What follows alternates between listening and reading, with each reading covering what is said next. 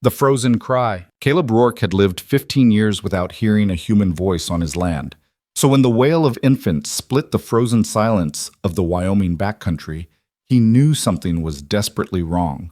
He found her tied to a fence post like discarded livestock, a young woman barely conscious, her wrists raw and bleeding, two newborn babies wrapped in nothing but torn cloth at her frozen feet. Her lips moved without sound. Her eyes held no hope. But when Caleb cut the ropes and lifted those crying children into his arms, he made a promise that would change everything. You're coming with me. If you're watching from anywhere in the world, drop your city in the comments below. I want to see how far this story travels.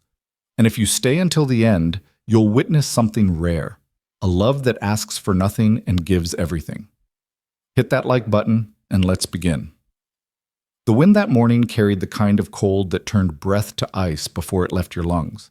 Caleb Rourke had been riding fence lines since dawn, checking posts along the northern edge of his property, where the land turned wild and the trees grew so thick even sunlight struggled to break through. He wasn't expecting company. He never did. 15 years he'd lived out here, 5 miles from the nearest settlement, 10 from anything resembling civilization. 15 years since he'd buried his parents, sold off half the herd, and decided that silence was better than sympathy. The ranch had become his entire world, 200 acres of stubborn earth, a cabin that leaked when it rained, and livestock that knew his voice better than any human ever would. He was checking a section of fence that had been damaged by a fallen pine when he heard it. A sound so out of place, so foreign to this landscape, that at first he thought it was an animal, a fox kit maybe, or a wounded coyote. But as he moved closer, the sound sharpened, split into two distinct cries, high, desperate, unmistakably human. Infant cries. Caleb's hand went instinctively to the rifle strapped to his saddle, but he didn't draw it. His heart hammered as he urged his horse forward, following the sound through a narrow gap in the trees where the fence line had been torn down entirely. Posts snapped like kindling. And then he saw her. She was slumped against one of the broken posts, her body twisted at an angle that made his stomach turn. Ropes bound her wrists to the wood, so tight the hemp had cut through skin. Her dress was torn, mud-stained, soaked through with melted snow and something darker. Blood, maybe. Her head hung forward, dark hair matted across her face.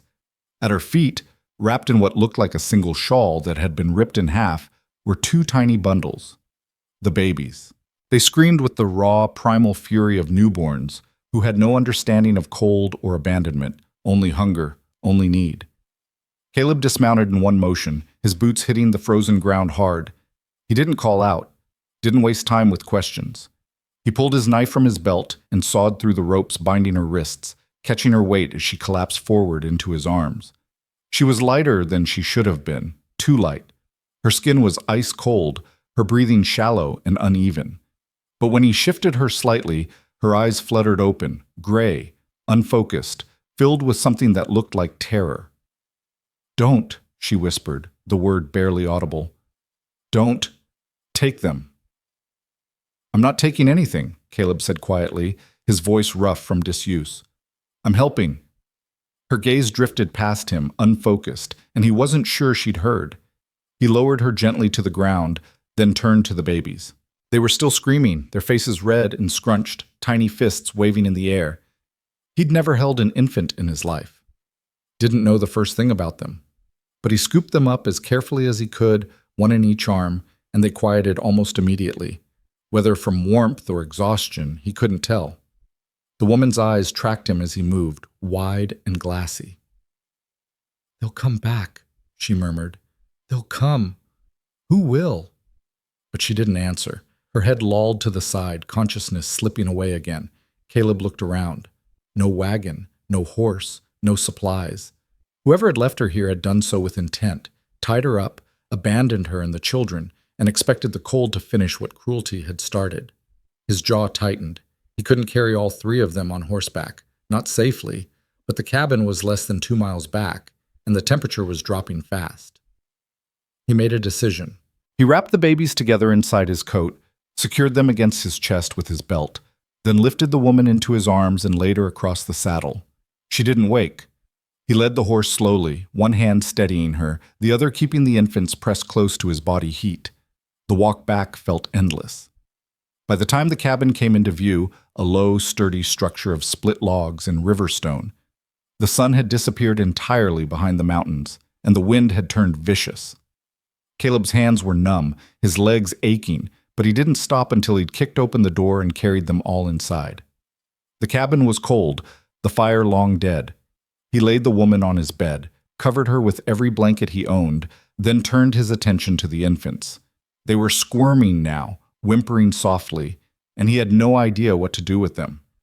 He built up the fire first, working fast, feeding it until the flames roared and heat began to spread through the small space. Then he found a wooden crate, lined it with a wool blanket, and set the babies inside near the hearth, close enough for warmth, far enough to be safe. Only then did he return to the woman. Her wrists were a mess, raw, bleeding, the skin torn where the ropes had bitten deepest. He fetched water from the barrel outside, warmed it over the fire, and cleaned the wounds as gently as he could. She didn't stir. Her breathing was steadier now, but her skin was still too pale, her lips faintly blue. Frostbite, maybe. Shock, certainly. Dehydration. He'd seen it before in cattle left out too long in a blizzard, that hollow, distant look in the eyes, the way the body just gave up. He worked through the night, changing the bandages, spooning warm broth between her lips when she briefly woke, disoriented and shaking, checking the babies every hour, making sure they were breathing, that they weren't too hot or too cold. He didn't sleep. By dawn, the woman's color had improved slightly. The babies had quieted, their small bodies curled together in the crate, rising and falling with steady breaths. Caleb sat in the chair by the fire, his head tipped back against the wall, exhaustion pressing down on him like a physical weight. He still didn't know her name, didn't know where she'd come from, or who had done this to her. But as he watched the firelight flicker across her sleeping face, he made a decision that surprised even himself. She could stay, as long as she needed, and if anyone came looking for her, they'd have to go through him first. 3 days passed before she was strong enough to speak. Caleb had settled into a rhythm, keeping the fire fed, preparing simple meals, checking her injuries, tending to the babies when they cried. He didn't press her for answers, didn't ask questions she wasn't ready to give. He simply existed alongside her, quiet and steady, offering safety without demand. On the 4th morning, he woke to find her sitting up in bed, her back against the wall, watching him. "You're awake," he said, setting down the coffee pot. She nodded slowly. Her voice, when it came, was hoarse. "Where am I?" "My cabin, about 5 miles north of Carterville." Her eyes widened slightly. "Wyoming?" "Yes." She exhaled, something flickering across her face. Relief, maybe, or resignation. "How long?" 4 days. She looked toward the crate by the fire where the babies slept. Her expression softened, pain and love tangled together in a way that made Caleb look away. "They're alive," he said quietly. "Healthy, hungry as hell, but alive." A tear slipped down her cheek. She wiped it away quickly. I didn't think we'd survive." Caleb poured her a cup of coffee, handed it to her. "You did." She took it with trembling hands, cradling the warmth. For a long moment, neither of them spoke. Then, finally, she met his eyes. "My name is Eliza," she said. "Eliza Moore." "Caleb Rourke." Another silence. She stared into the coffee, her voice dropping to barely a whisper. "Why did you help me?" He frowned. "Why wouldn't I?" "Most people wouldn't have." "I'm not most people." She looked at him then, really looked, taking in the worn shirt, the calloused hands, the face that hadn't seen kindness in years but still held it somewhere deep. "No," she said softly. "I don't think you are." Dutkat. Eliza's story came out in pieces over the following week, delivered in halting sentences during the quiet hours when the babies slept and the fire burned low. She'd been married young, 16, to a man named Thomas Moore, the second son of a landowning family near Laramie. It hadn't been a love match. Her parents had been poor, desperate, willing to trade their daughter for the promise of security. Thomas had been older, stern, indifferent, but he'd provided a roof, meals, a semblance of respectability. For 3 years, Eliza had endured a cold house, a colder husband, whispers from his family that she was barren, useless, a burden they tolerated out of obligation. And then, unexpectedly, she'd gotten pregnant. The pregnancy had been difficult. She'd been sick constantly, weak, unable to work the way Thomas expected. When the midwife confirmed twins, his family's disapproval had turned to outright hostility. Twins were bad luck, they said. A sign of trouble. Twice the mouths to feed, twice the expense. When Eliza went into labor 2 months early, Thomas had been away on business. His mother and brothers had been there instead, watching with cold eyes as the midwife worked, as Eliza screamed and bled and nearly died, bringing 2 daughters into a world that didn't want them. Thomas never came home. A week after the birth, a writer arrived with news. Thomas had been killed in a dispute over a card game in Cheyenne, shot in the back, dead before he hit the floor. The family had wasted no time. With Thomas gone, Eliza was worthless to them. A widow with no sons, only 2 squalling girls who would never carry the Moore name forward. They gave her 1 day to pack, 1 day to leave. When she'd refused, when she'd begged for time to recover, they dragged her from the house in the middle of the night, tied her to a post on the property line, left the babies at her feet. They said the cold would take care of it, Eliza whispered, staring into the fire, that by morning we'd be gone, and no one would ask questions. Caleb's hands tightened around his coffee cup. They left you to die. Yes. And the babies, her voice broke. Yes. He didn't say anything for a long time. When he finally spoke, his voice was low, controlled. They won't come here. Eliza looked up sharply. How do you know? Because if they do, they'll regret it. There was something in his tone, something hard and immovable, that made her believe him. She nodded slowly, fresh tears spilling over. Thank you, she whispered, for everything. I don't know how I'll ever... You don't owe me anything, Caleb interrupted. You're safe here. That's enough. But even as he said it, he wondered if it was true, because somewhere deep in his chest, something had shifted. Something he'd thought long dead had stirred back to life. A protectiveness, a purpose, a reason to care about more than just surviving the next season. He didn't have a name for it yet, but it was there. The babies, Grace and Ruth, Eliza named them, began to thrive. They were small, fragile things at first, all wrinkled skin and trembling limbs. But with warmth, food, and Eliza's careful attention, they grew stronger. Their cries turned from desperate wails to healthy demands. Their eyes began to focus, tracking movement, locking onto faces. Caleb found himself drawn to them in ways he didn't expect. He'd never been around children before, never considered fatherhood a possibility. But there was something mesmerizing about watching them, 2 tiny lives unfolding, learning, growing. Grace was the louder one, quick to cry, quick to settle. Ruth was quieter, more watchful, her dark eyes following Caleb around the cabin with unsettling intensity. She likes you, Eliza said one afternoon, smiling as Ruth cooed softly from her place on Caleb's lap. He looked down at the baby, who stared back with solemn focus. She's just figuring out who I am. Maybe. Or maybe she already knows. He didn't know what to say to that, so he stayed silent. But when Ruth wrapped her tiny fingers around his thumb, something fierce and protective surged through him, a feeling he hadn't experienced since his parents died. Eliza noticed. She always noticed. You're good with them, she said quietly. Caleb shook his head. I don't know what I'm doing. Neither do I, but we're managing. He glanced at her. She was sitting by the window mending one of his shirts, her hair tied back loosely, her face lit by the pale winter sun. She looked different than she had that first day. Stronger, steadier, more present. Beautiful, he realized with a jolt. He looked away quickly, heat rising in his face. Caleb? Yeah?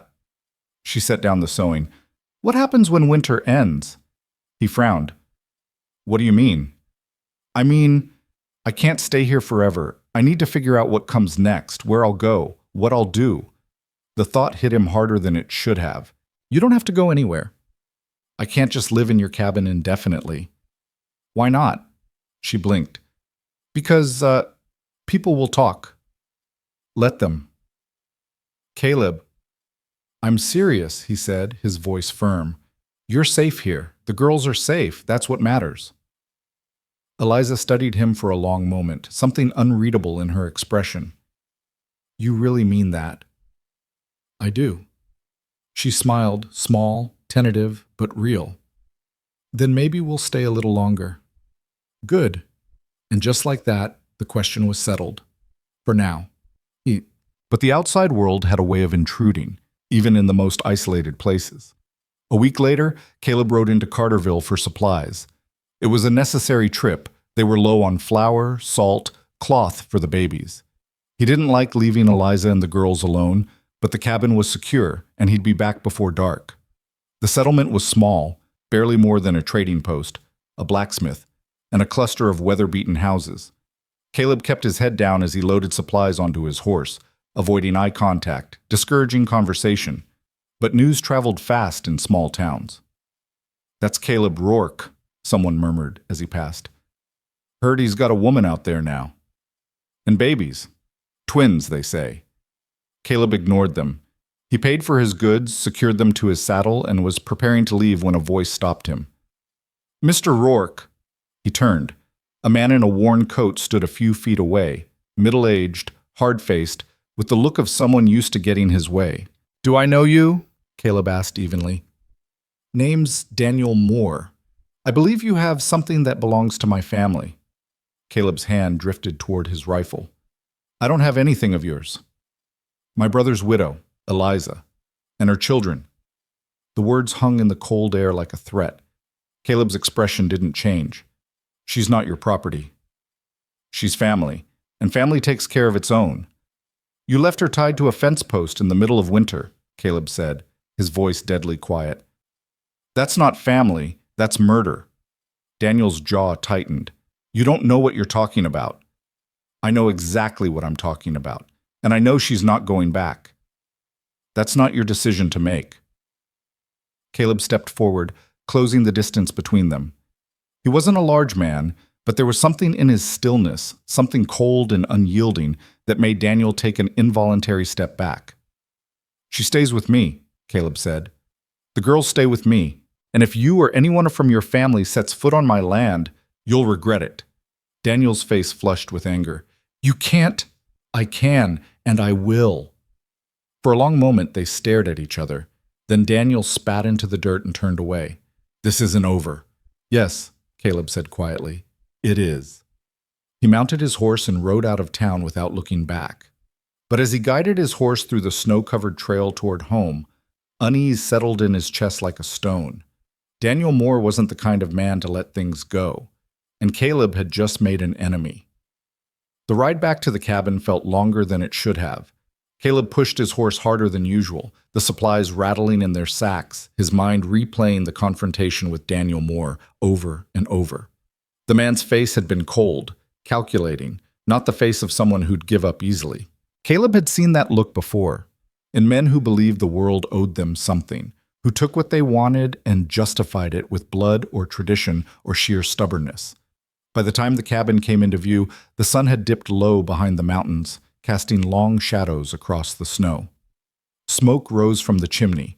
Eliza had kept the fire going. The sight of it, that simple evidence of life and warmth, eased something in his chest.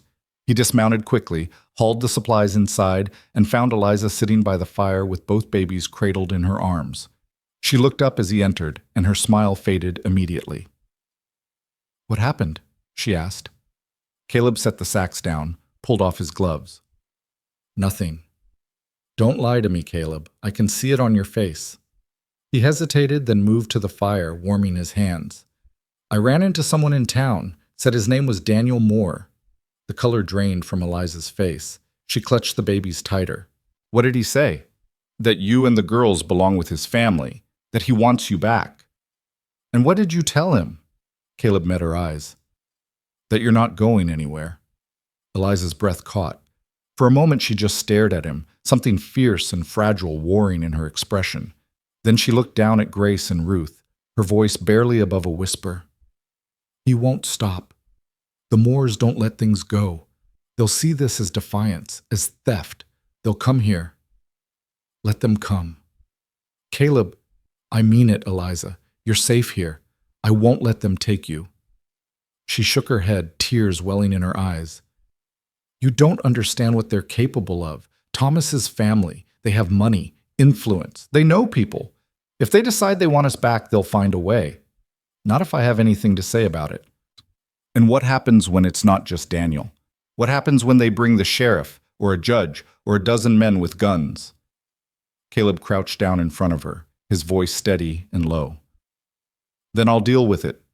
But I won't send you back to people who left you to die. I won't do that. Eliza's tears spilled over. Why? Why are you doing this for us? You don't owe us anything. He reached out, hesitated, then gently wiped a tear from her cheek with his thumb. Maybe I don't. But that doesn't mean I'm going to stand by and do nothing. She closed her eyes, leaning into his touch for just a moment before pulling back. I'm scared. I know. What if they hurt you? They won't. You can't know that. No, he admitted, but I can be ready. The fire crackled between them. Outside, the wind had picked up, rattling the shutters. Caleb stood, moved to the window, scanned the darkening landscape. Nothing moved except the trees swaying in the wind.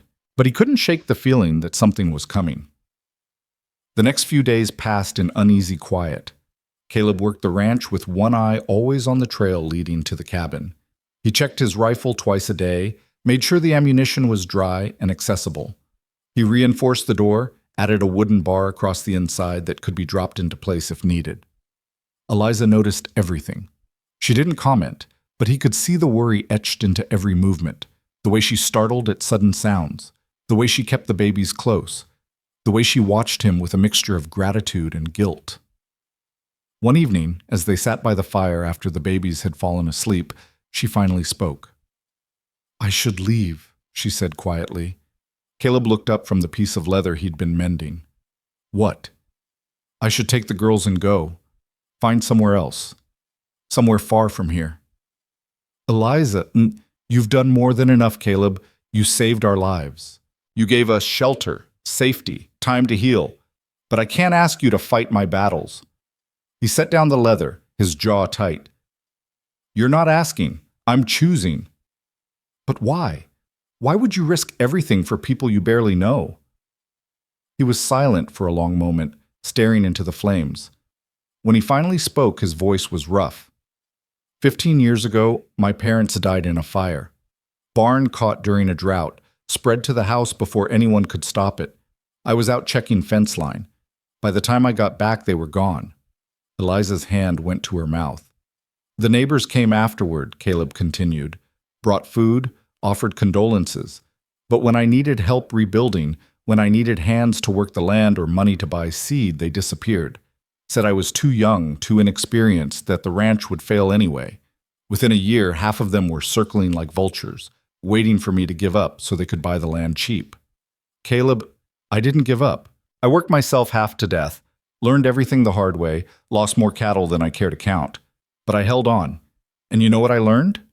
He looked at her, his eyes dark and steady. I learned that when the world turns its back on you, the only thing that matters is what you do next.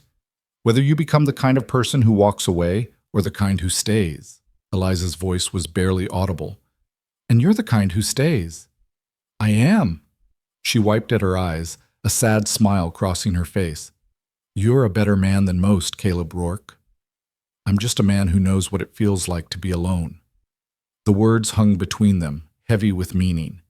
Eliza reached across the space separating them and took his hand. Her fingers were small, warm, trembling slightly. Thank you, she whispered.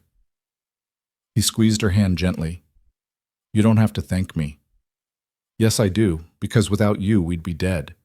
And I need you to know that whatever happens, I'll never forget that. Caleb wanted to say something, to tell her that it wasn't gratitude he wanted, that somewhere in the past few weeks, something had shifted inside him, something he couldn't name and didn't fully understand. But the words stuck in his throat, tangled up with years of silence and solitude. So instead, he just held her hand and they sat together in the firelight, listening to the wind and the soft breathing of the sleeping babies, and for a little while the fear receded. But it didn't disappear. 3 days later, riders appeared on the horizon. Caleb spotted them from the barn, where he'd been splitting wood. 4 men on horseback moving slowly but deliberately up the trail toward the cabin. He recognized Daniel Moore immediately. The same hard face, the same rigid posture. His heart kicked into overdrive. He dropped the axe, grabbed his rifle, and strode toward the cabin. He pushed through the door and found Eliza nursing Ruth by the fire. "Get the girls into the back room," he said, his voice clipped. "Stay there. Don't come out unless I call for you." Eliza's face went white. "They're here." "Yes. Go. Now." She gathered Ruth and Grace quickly, disappearing into the small back room where Caleb slept. He heard the door close, the scrape of something heavy being pushed against it from the inside. Good.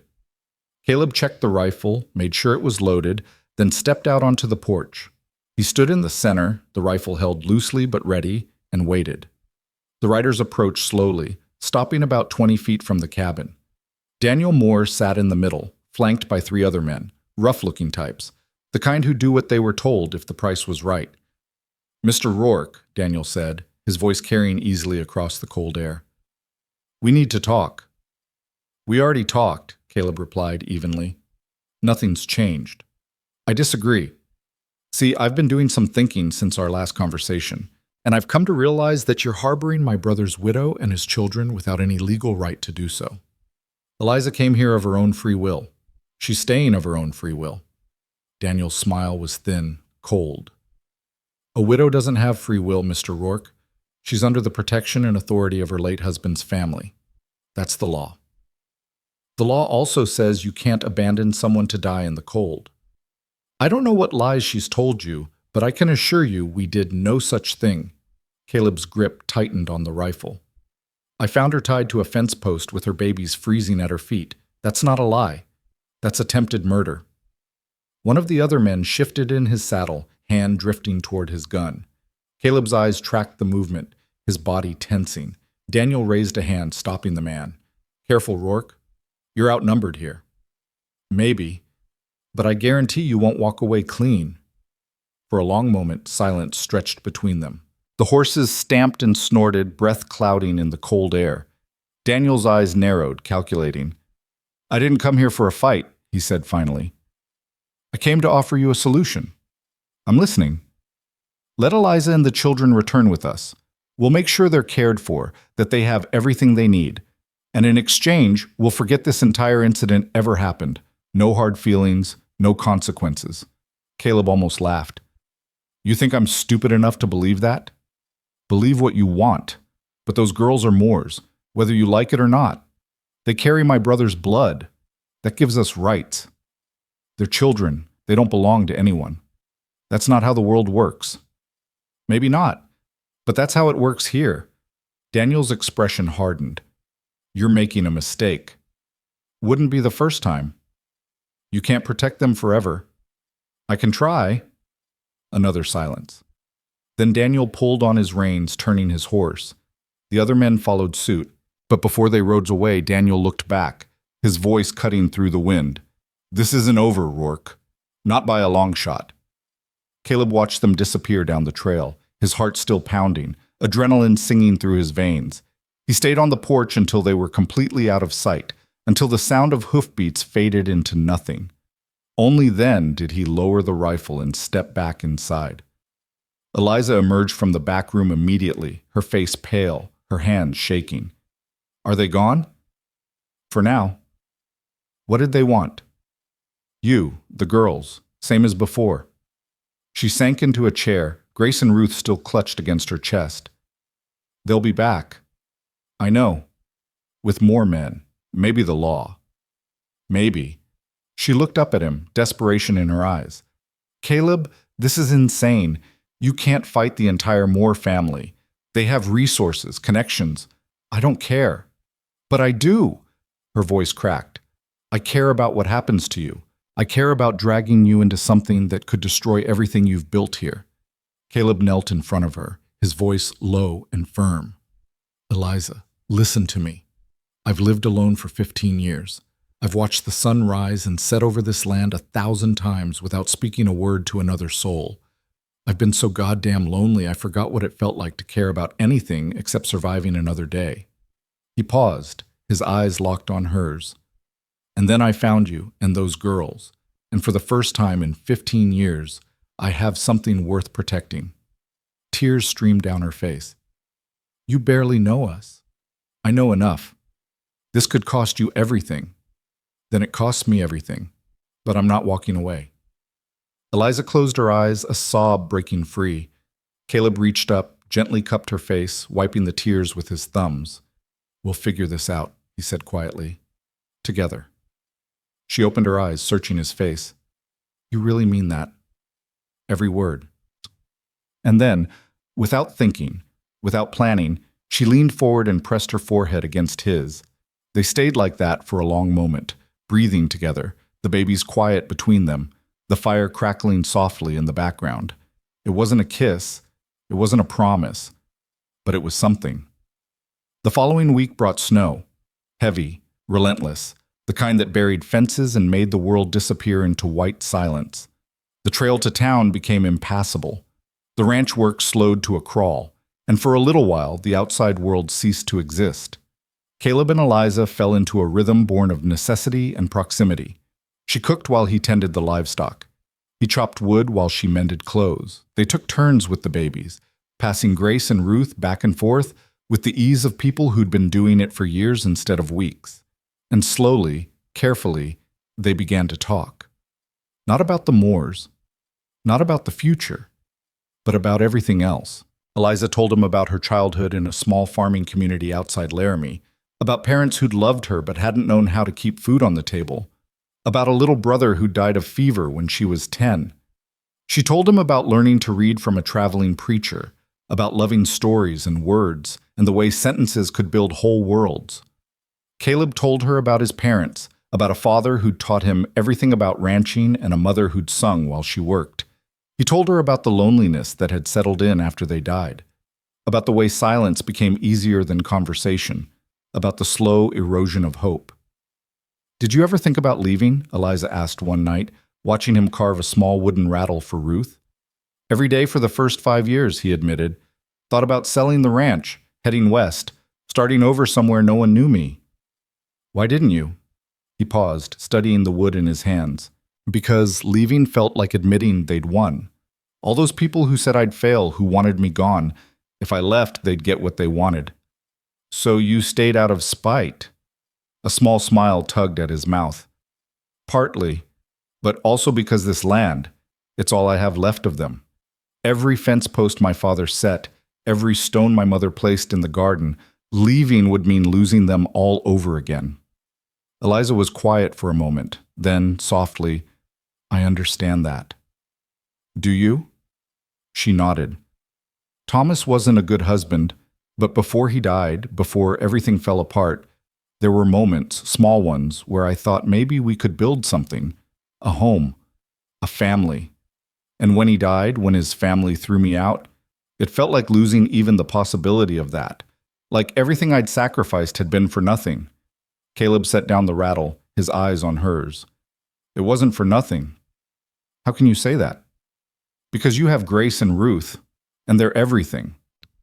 Fresh tears welled in her eyes, but she smiled through them. Yes, they are. He reached across the space between them, took her hand. And you have this, right now, a warm fire, a safe place. People who... He stopped, the words catching. People who what? She asked softly. He looked at her, really looked, and saw everything he'd been too afraid to name. People who care, he finished quietly. Eliza's fingers tightened around his. I care too, Caleb. More than I probably should. Why shouldn't you? Because I'm a widow with 2 children and a family that wants me dead. Because I have nothing to offer you except trouble and complications. You're wrong. Am I? Yes. He shifted closer, his voice rough with emotion. You've given me something I thought I'd lost. A reason to wake up. A reason to hope. That's not nothing, Eliza. That's everything. She stared at him, her breath catching, and for a heartbeat he thought she might pull away. But instead she leaned in, closing the distance between them, and kissed him. It was soft, tentative, trembling with uncertainty and need. Caleb froze for half a second, then kissed her back, his hand coming up to cradle the back of her head, his other arm wrapping around her waist. She tasted like salt and coffee and something sweet he couldn't name. When they finally broke apart, both breathless, Eliza pressed her forehead against his chest. "I'm scared," she whispered. "Of what?" "Of wanting this. Of wanting you.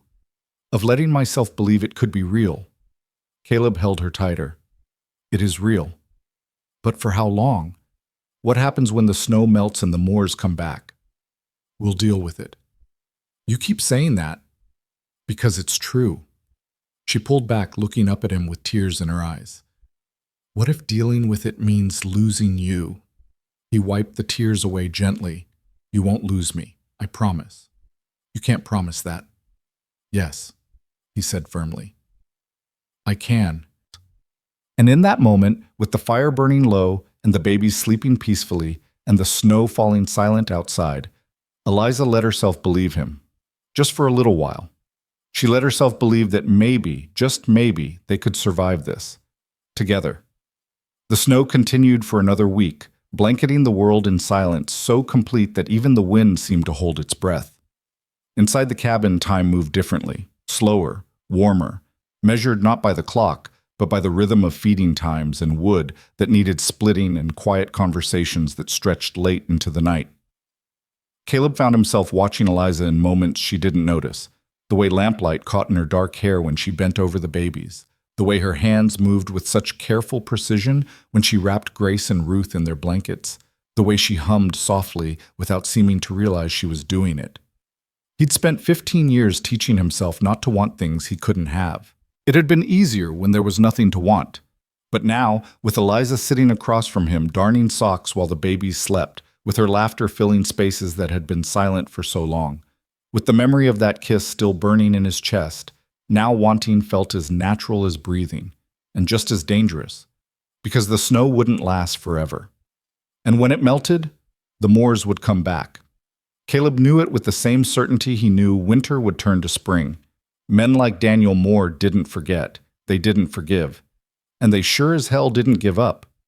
He was checking the rifle for the third time that day when Eliza spoke. "You do that every morning now," she said quietly, not looking up from her mending. Caleb glanced at her. "Do what?" "Check the gun, walk the perimeter, stare out the window like you're expecting an army." He set the rifle down carefully. "Just being cautious." "Caleb?" She put down the socks, met his eyes.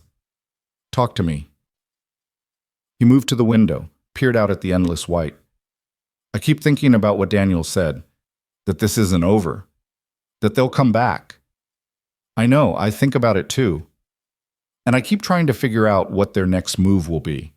Whether they'll wait for spring or try to push through the snow, whether they'll bring the law or just bring more guns." Eliza stood, cross to him. "Whatever they do, we'll face it."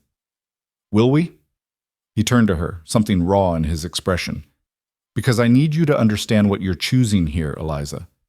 If you stay, if we do this together, there's no going back.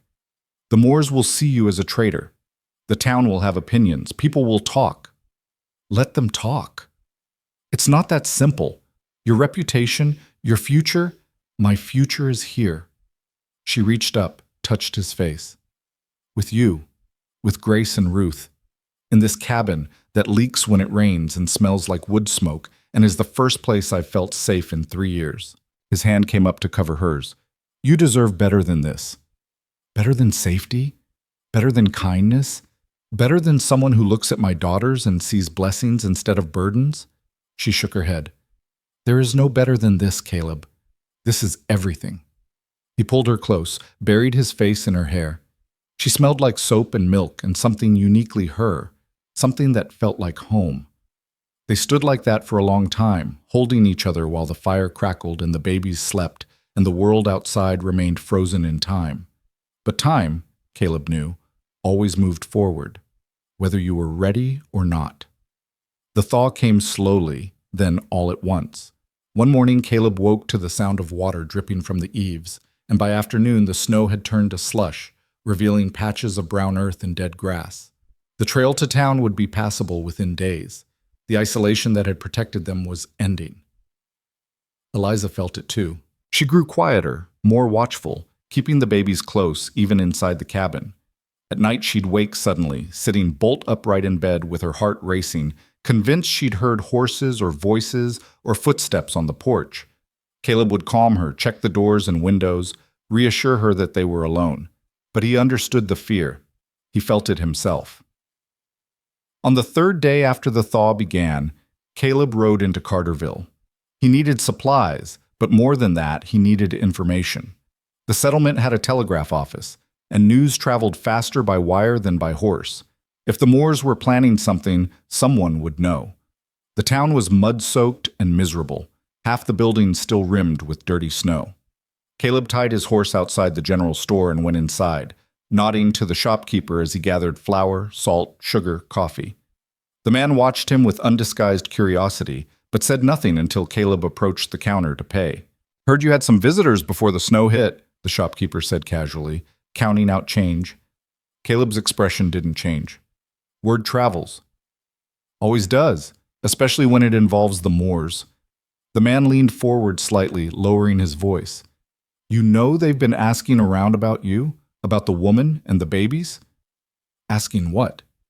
"Everything. How long she's been there. Whether you two are married. Whether anyone's seen bruises on her. Signs of mistreatment. They're building a case." Caleb's jaw tightened. "A case for what?" "For taking her back. They've been talking to the territorial judge claiming you're holding her against her will, that you're unfit to have children in your care. There's even talk they might petition to have you arrested for kidnapping." The words hit like a physical blow. Caleb forced himself to stay calm, to keep his voice level. "That's a lie. She came to me for help.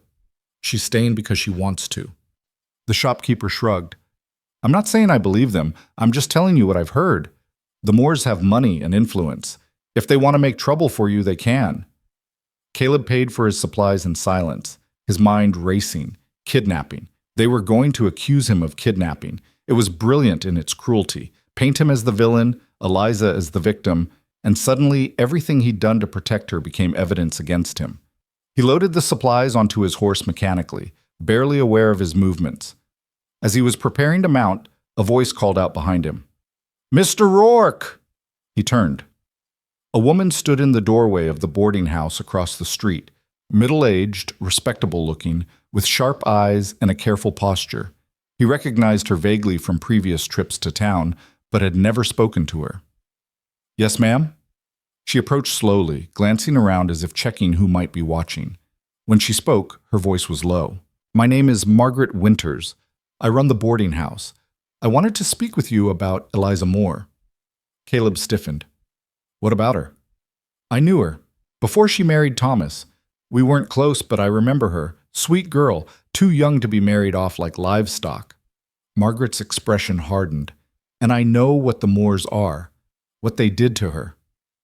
"Do you?" "Everyone knows, even if they won't say it out loud. They left her to die because those babies were girls, because she was useless to them without a son to carry on the family name." She paused.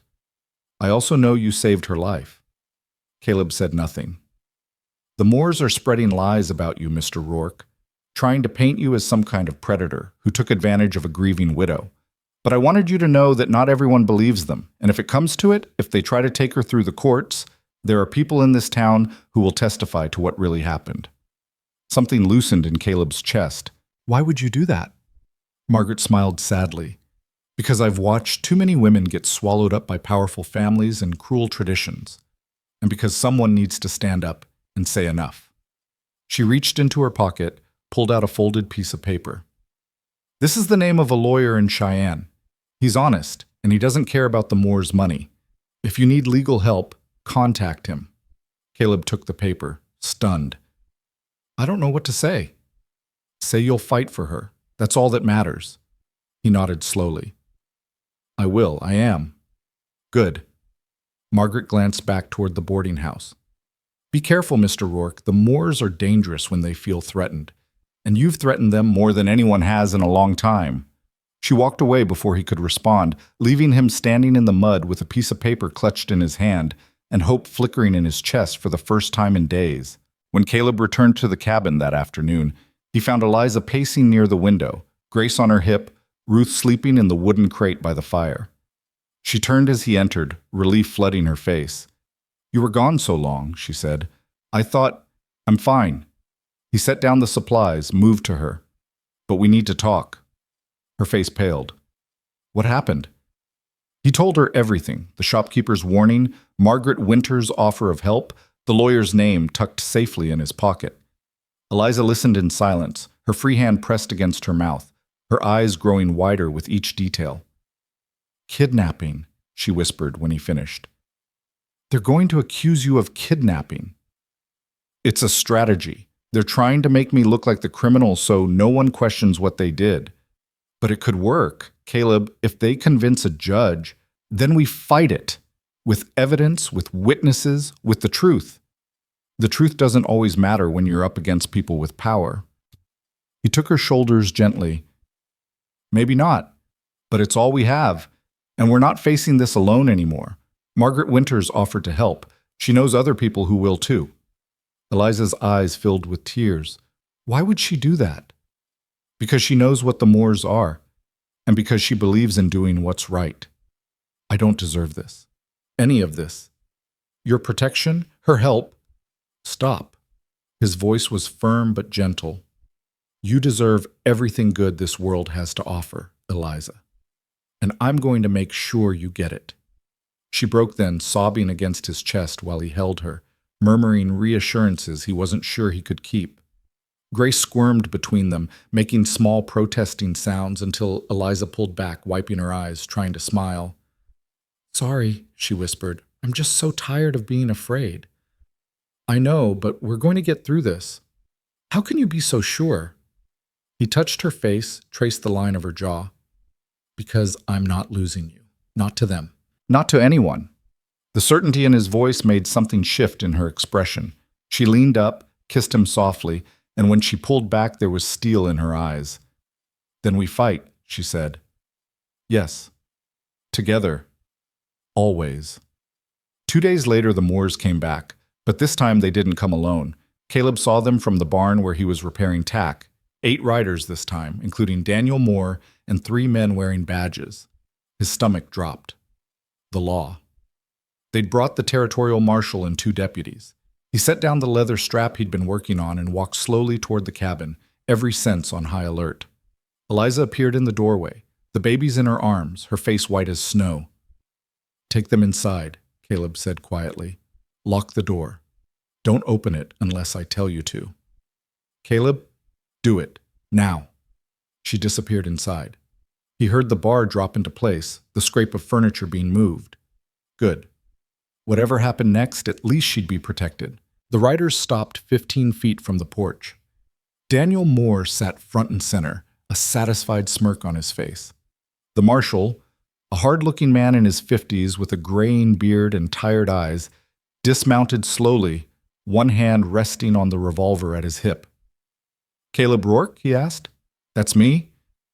I'm Marshal Hendricks.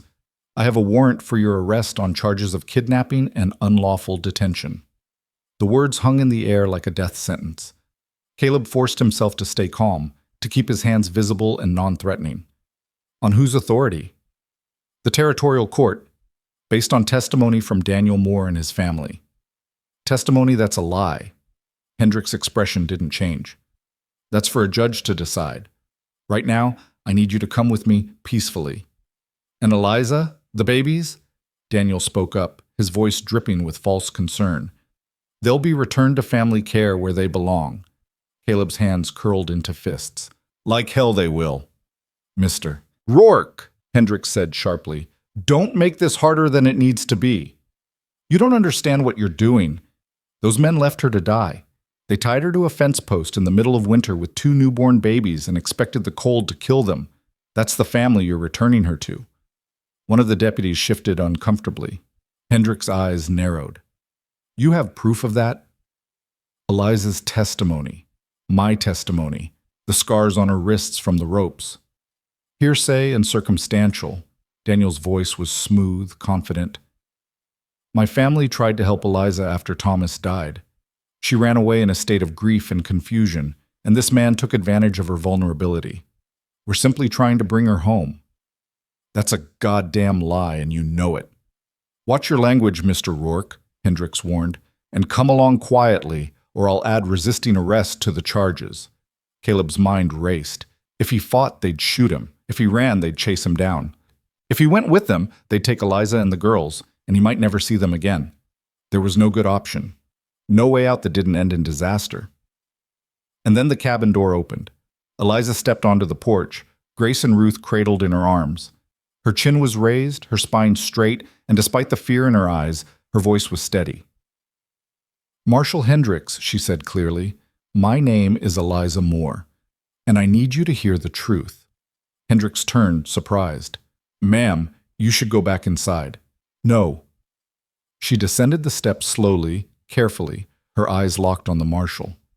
"You came here believing lies. You came here thinking Caleb Rourke kidnapped me. But the truth is, he saved my life." Daniel urged his horse forward. "Eliza, you don't know what you're saying." "I know exactly what I'm saying." Her voice cut through his like a blade. 6 weeks ago, your family tied me to a fence post and left me to die. They took my daughters, your brother's daughters, and left them in the snow to freeze because they were born female. Because I was worthless to you without a son.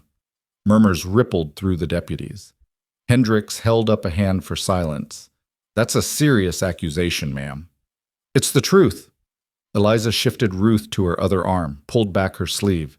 The scars on her wrists were still visible, angry red lines where the ropes had cut deep. "This is what they did to me. This is the family you want to return me to." Hendricks stared at the scars, his jaw working. One of the deputies dismounted, moved closer to get a better look. His face went pale. "Jesus," he muttered. Daniel's composure cracked slightly. "She's lying. Those could be from anything. They're from your ropes." Eliza's voice shook but didn't break. "From being bound so tight I lost feeling in my hands. From pulling against them for hours, screaming for help that never came, watching my daughters turn blue from cold while you rode away and left us to die." "You can't prove that." "Can't I?" She looked at Hendricks. "Check the fence line on the Moore property, Marshal. North corner near the tree break. You'll find the post I was tied to. You'll find blood in the snow if it hasn't melted yet. You'll find the torn pieces of rope still attached to the wood." Hendricks looked at Daniel, whose face had gone rigid with fury. "Mr. Moore? This is ridiculous. A desperate woman making desperate accusations? Then you won't mind if we check." Hendricks turned to one of his deputies. "Ride out to the Moore property. Verify what she's saying." "Marshal, this is a waste of time. It's my job to investigate all claims, Mr. Moore, and right now her story is more compelling than yours." He looked back at Eliza. "Ma'am, are you here against your will?" "No." "Did Mr. Rourke force you to stay, threaten you, or harm you in any way?" "No, he found me dying. He brought me to his home. He cared for me and my daughters with nothing but kindness and respect. And when your family came to take us back, he stood between us and them because he knew what would happen if we returned." "And what would happen?" Her voice dropped to barely a whisper. "They would kill us. Maybe not with their hands, but they would take away our food, our warmth, our safety. They would wait for sickness or cold or hunger to do what the ropes couldn't. Because to them, we're not people, we're problems. And problems need to be eliminated." The silence that followed was absolute. Even the horses seemed to hold still, sensing the weight of the moment. Hendricks looked from Eliza to Daniel to Caleb, his expression unreadable. Finally, he spoke. "Mr. Moore, I'm going to need you and your companions to head back to town while we sort this out." Daniel's face flushed dark red. "You can't be serious." "Dead serious. This woman has made credible accusations of attempted murder. Until I can verify or disprove them, Mr. Rourke is not under arrest, and Mrs. Moore is free to stay wherever she chooses." "She's not free. She's a widow under family protection. She's a grown woman with the right to speak for herself." Hendricks' voice hardened. "And if I find evidence that supports her claims, you and your family will be answering some very difficult questions. Now get off this property before I arrest you for trespassing." For a moment, Caleb thought Daniel might refuse, might draw his gun or order his men to attack. But something in Hendricks' expression, a cold certainty that brooked no argument, made him reconsider. He yanked his reins viciously, turning his horse. "This isn't over," he snarled at Caleb. "Yes, it is," Eliza said quietly. "You don't own me anymore, Daniel. You never did, and you never will." Daniel spurred his horse without another word. The other riders followed, disappearing down the trail in a cloud of mud and fury. Only Hendricks and his deputies remained. The marshal approached Eliza slowly, his expression softening. "Ma'am, are you sure you're safe here? If you need alternative arrangements—" "I'm safe," she said firmly. "Safer than I've ever been." He nodded, then turned to Caleb. "Mr. Rourke, I apologize for the accusations, but I had to follow due process." "I understand. If the deputy confirms what Mrs. Moore said about the fence post and the evidence, I'll be filing charges against the Moore family. You may be called to testify." "Whatever you need." Hendricks tipped his hat to Eliza. "Ma'am, you're a brave woman, braver than most." "I'm just a mother protecting her children. That's the bravest thing there is." He mounted his horse, and the deputies followed suit. Within moments, they too had disappeared down the trail, leaving Caleb and Eliza standing alone in the muddy yard with Grace and Ruth squirming in their mother's arms. For a long moment, neither of them moved. Then Caleb crossed the distance between them in 3 strides and pulled Eliza into his arms, careful not to crush the babies. She collapsed against him, shaking violently, all the strength that had held her upright suddenly draining away. "It's over," he murmured into her hair. "You did it. It's over." "Is it?" Her voice was muffled against his chest. "What if they come back?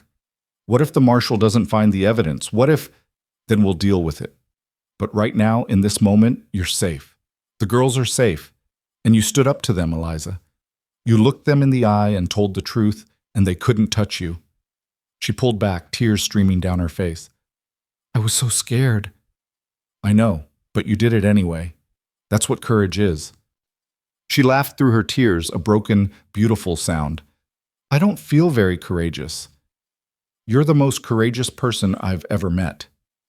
He kissed her then, soft and deep, tasting salt and relief, and something that felt dangerously close to love. When they finally broke apart, both breathing hard, Eliza rested her forehead against his. "What happens now?" she whispered. Caleb looked down at Grace and Ruth, who had both fallen asleep despite the chaos, their small faces peaceful and perfect. Then he looked at Eliza, at the woman who had walked through fire and come out stronger on the other side. "Now," he said quietly, "we build a life. Together. For real this time. Not hiding, not running, just living. Is that what you want?" "More than anything." She smiled, soft and tremulous. "Then that's what we'll do." And standing there in the mud and the fading light, with the mountains rising dark against the sky and the first stars beginning to appear, Caleb Rourke made a silent promise. Whatever came next, whether the Moors returned with lawyers or guns, whether the world approved or condemned, whether the path ahead was easy or impossible, he would face it standing beside this woman. Because she wasn't just someone he'd saved, she was someone he'd chosen, and he would keep choosing her every single day for the rest of his life. The days that followed the marshal's visit carried a strange, fragile peace.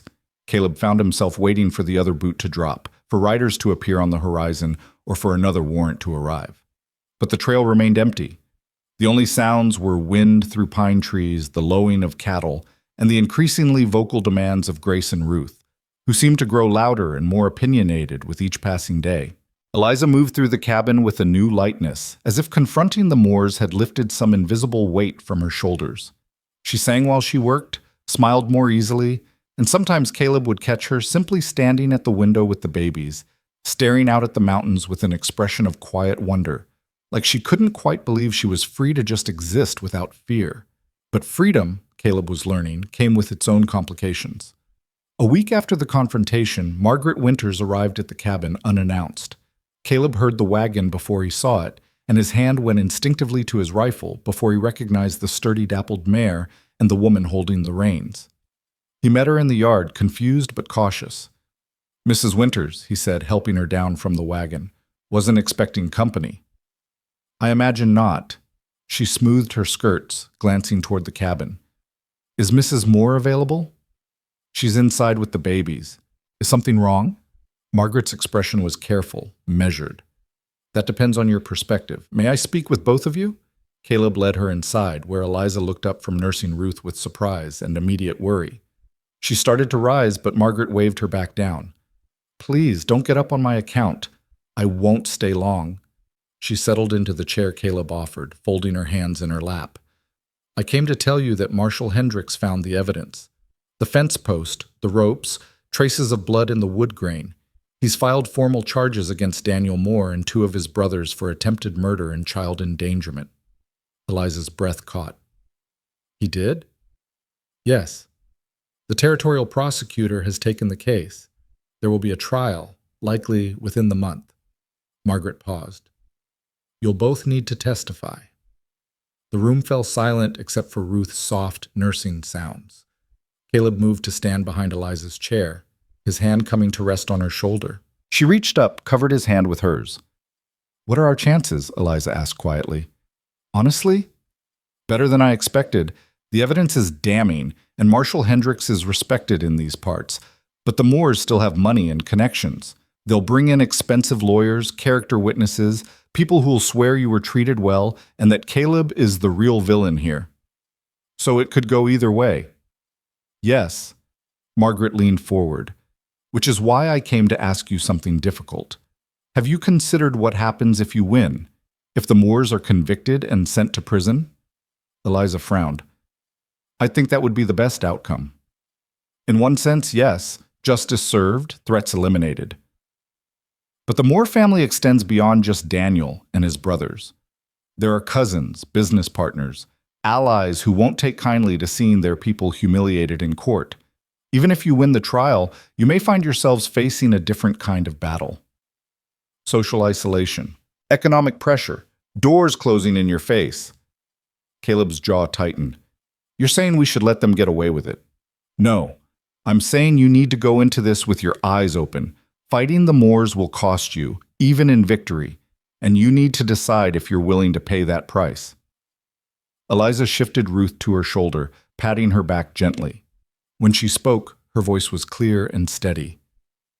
"Mrs. Winters, 6 weeks ago I was dying in the snow with my daughters freezing at my feet. If Caleb hadn't found us, we'd be dead. The Moores tried to erase us like we never existed, like we were nothing more than an inconvenience to be disposed of." She looked up at Margaret, her eyes blazing. "So yes, I'm willing to face whatever comes. Because the alternative, letting them walk away without consequences, that would mean their lives matter more than mine, more than Grace and Ruth's, and I won't accept that." Margaret studied her for a long moment, then smiled slightly. "Good. I was hoping you'd say that." She reached into her bag, pulled out several folded documents. "Then you'll want these. Property deeds, marriage certificates, birth records. Everything you'll need to establish yourselves as a legitimate family unit in the eyes of the court." Eliza stared at the papers. "I don't understand." "The Moore's entire case rests on the claim that you're an unprotected widow who needs family oversight. But if you're not a widow, if you're a married woman with a husband capable of providing for you and the children, their legal standing evaporates." Caleb felt the words hit him like a physical blow. "You're saying we should get married." "I'm saying it would strengthen your position considerably. The Moores can't claim guardianship over a married woman, and they certainly can't claim rights to children being raised in a stable, 2-parent household." Margaret set the papers on the table. "Of course, it's your decision. But the lawyer I mentioned, Mr. Harrison in Cheyenne, he suggested it might be worth considering." The cabin fell silent again. Caleb's mind raced, trying to process what she was suggesting. Marriage. Not someday, not when they'd figured things out, but now, immediately. As a legal strategy, a defensive maneuver against people who wanted to destroy them. It wasn't how he'd imagined asking Eliza. Wasn't the slow courtship, the careful building of something real before making it official. It was rushed and pragmatic and completely devoid of romance. And yet, he looked down at Eliza, at the woman who had stood up to her tormentors with nothing but truth and courage, who had kissed him in the firelight and told him she wanted to build a life here. At the babies who had somehow become his in every way that mattered. At the cabin that had transformed from a lonely prison into something that felt dangerously close to a home. "Eliza," he said quietly, "can we talk? Alone?" Margaret stood immediately. "Of course. I'll wait outside. Take your time." She slipped out the door, closing it softly behind her. Caleb moved around the chair, crouched down in front of Eliza, so they were eye to eye. Ruth had fallen asleep against her shoulder, milk-drunk and peaceful. "This isn't how I wanted to do this," he said. Eliza's eyes searched his face. "Do what?" "Ask you, propose. Whatever you want to call it." He took a shaky breath. "I know we haven't known each other long. I know this is fast and complicated and probably crazy, but somewhere in the last few weeks, you and the girls became the most important thing in my life. And the thought of losing you, of some judge deciding you belong somewhere else, with someone else, it terrifies me." "Caleb, let me finish, please." He took her free hand, held it carefully. "If we do this, I want you to know it's not just a legal strategy for me. It's not just about winning the trial or keeping the Moors away. It's about choosing you, choosing this, all of it. The good, the bad, the messy, the complicated. I want to be your husband for real, Eliza, not just on paper. And I want to be a father to Grace and Ruth, not because I have to, but because I can't imagine my life without them now." Tears spilled down her cheeks. "You mean that? Every word? Even though I come with so much baggage, so many problems?" "You're not baggage. You're the best thing that's ever happened to me." He reached up, wiped away her tears with his thumb. "But I need to know what you want. Not what's practical, not what makes sense legally. What do you actually want?" Eliza closed her eyes, fresh tears leaking out. When she opened them again, her voice trembled. "I want to stay. I want to wake up every morning in this cabin and know I'm safe. I want to watch Grace and Ruth grow up with a father who loves them. I want to build something real with you, something that isn't about survival or necessity, but about choosing each other every single day." She touched his face, her fingers gentle against his rough skin. "But I'm scared, Caleb. I'm scared of being a burden. I'm scared that one day you'll wake up and realize you took on too much, that you'd be better off alone. That's never going to happen. You can't know that." "Yes, I can. Because I've been alone for 15 years, and it nearly destroyed me. And then you showed up and reminded me what it feels like to care about something beyond just surviving. You didn't break me, Eliza. You saved me." She let out a sob, pressing her forehead against his. "Ask me, please." He smiled through his own tears. "Eliza Moore, will you marry me?" "Yes. Yes, 1,000 times yes." He kissed her then, soft and deep and full of promise. Ruth stirred between them, making small protesting sounds, and they broke apart laughing. Grace woke up in her crate and immediately began wailing for attention. The moment wasn't perfect or romantic or anything like the proposals Eliza had probably dreamed of as a girl, but it was theirs, and that made it everything. They were married 3 days later in Margaret Winter's parlor. The ceremony was small, simple, witnessed only by Margaret, Marshall Hendricks, and the lawyer Mr. Harrison, who had traveled from Cheyenne for the occasion. Eliza wore a dress Margaret had lent her, pale blue with lace at the collar, and Caleb wore his best shirt, cleaned and pressed for the first time in years. Grace and Ruth attended, naturally, passed back and forth between witnesses when they got fussy. When the minister asked if anyone objected, Ruth let out a loud burp that made everyone laugh and broke the tension that had been building all morning. Caleb's hand shook when he slipped the simple gold band onto Eliza's finger. It had belonged to his mother, one of the few things he'd kept after the fire, and seeing it on Eliza's hand felt right in a way he couldn't articulate. "I love you," he whispered as the minister pronounced them husband and wife. "I should have said it before, but I love you." Eliza's smile was radiant through her tears. "I love you too." The kiss that followed was chaste and brief, mindful of the witnesses, but the promise in it was unmistakable. When they pulled apart, Margaret was dabbing at her eyes with a handkerchief, and even Marshal Hendricks looked suspiciously misty. "Well," Margaret said, recovering her composure, "that's done. You are officially a family now, legal, binding, and completely untouchable by the Moors." Mr. Harrison stepped forward, shaking Caleb's hand firmly. "Congratulations, Mr. Rourke. And Mrs. Rourke," he added with a nod to Eliza, "I'll file the marriage certificate with the Territorial Registry immediately.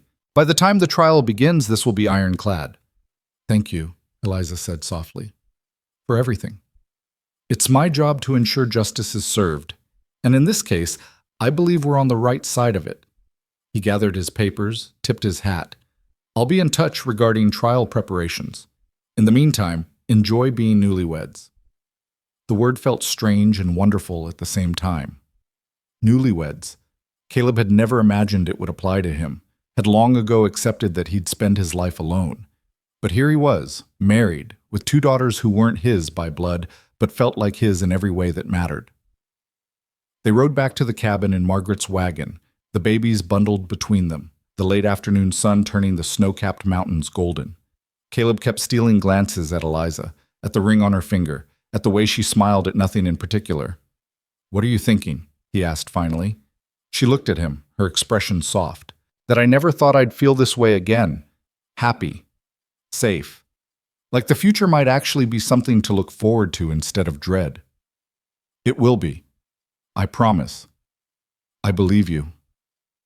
When they reached the cabin, Caleb carried Eliza over the threshold, despite her laughing protests that it was silly and unnecessary. He set her down gently inside, and for a moment they just stood there, looking at the space that had transformed from his solitary refuge into their shared home. "It's not much," Caleb said, suddenly aware of how small and rough everything was. "I know you're used to—" Eliza cut him off with a kiss. "It's perfect. It's ours. That's all that matters." That night, after the babies were fed and sleeping, after the fire had been banked and the doors secured, Caleb and Eliza lay together in the narrow bed that had once felt too big for just him. She curled against his side, her head on his chest, one hand resting over his heart. "Caleb?" she whispered into the darkness. "Whatever happens at the trial, whatever the Moors throw at us, we're going to be okay, aren't we?" He tightened his arm around her. "Yes, because we have something they don't." "What's that?" "Each other, and love that's real, not built on ownership or obligation." He pressed a kiss to her hair. "They can't touch that, no matter how hard they try." She was quiet for a long moment. Then, so softly he almost missed it. "Thank you for choosing us. Thank you for letting me." They fell asleep like that, wrapped together in the darkness, while outside the wind whispered through the pines and the stars wheeled overhead, and the world continued its slow turn toward whatever came next. The trial began on a cold Tuesday morning in late March. The courthouse in Carterville was packed. Curiosity seekers, more family supporters, townspeople who had come to watch the spectacle of one of the territory's wealthiest families being dragged through the mud. Caleb felt every eye on them as he walked in with Eliza, her hand tight in his, the babies left in Margaret's care for the day.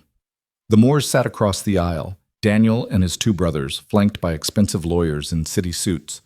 They didn't look at Eliza, didn't acknowledge her existence. It was a calculated slight, an attempt to demonstrate that she was beneath their notice.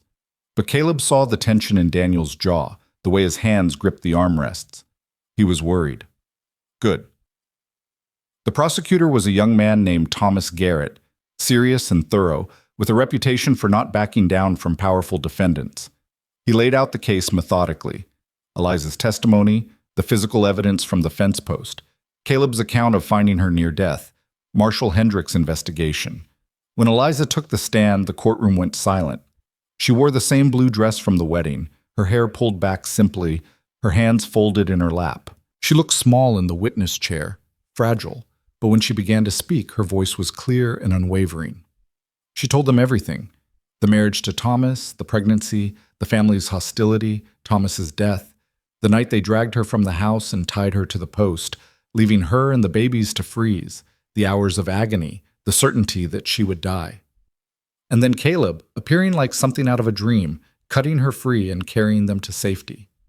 The defense lawyer tried to shake her testimony during cross-examination, suggesting she was confused, traumatized, that her memory was unreliable. But Eliza didn't waver. "I remember every detail," she said firmly. "I remember Daniel's voice telling his brothers to make sure the ropes were tight. I remember watching them ride away without looking back. I remember thinking my daughters would die in the snow because we were inconvenient. Those memories don't fade, sir. They're burned into my mind forever." By the time she stepped down, several people in the gallery were crying. Even the judge looked troubled.